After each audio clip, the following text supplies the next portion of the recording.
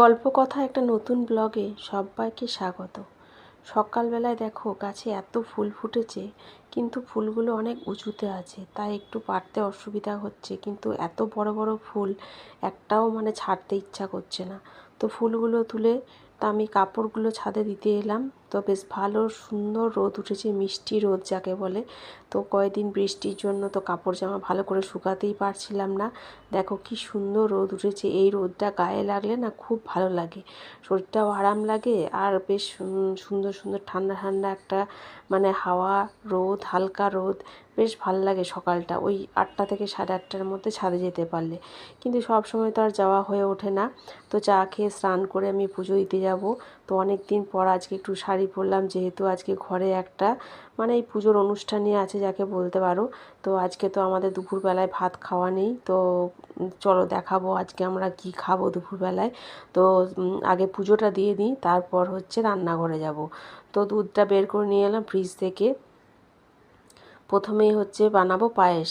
আজকে দুপুরবেলায় আমাদের পায়েস আর বড়া পিঠে খেতে হয়, যাকে বলে সরু চাকলি পিঠে। তোমরা কি বলো জানি না, আমি তো এটাই বলি, কারণ আমার শ্বশুরবাড়িতে বাপের বাড়িতে এটাই বলে। শ্বশুরবাড়িতে বলে বড়া পিঠে, আর বাপের বাড়িতে বলে সরু চাকলি পিঠে।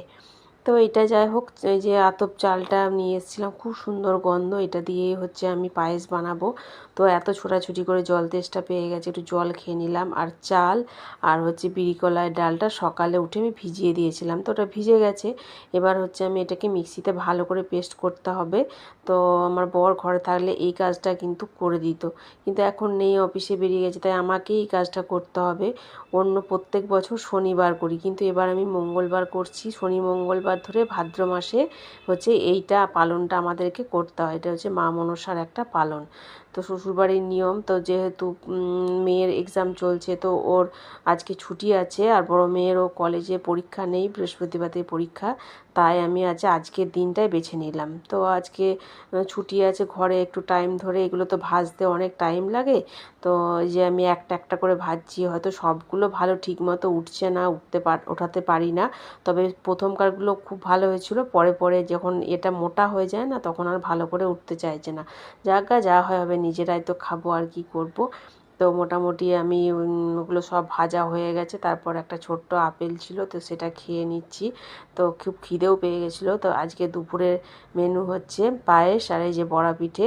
তো ভিডিওটা কেমন লাগলো অবশ্যই জানিও।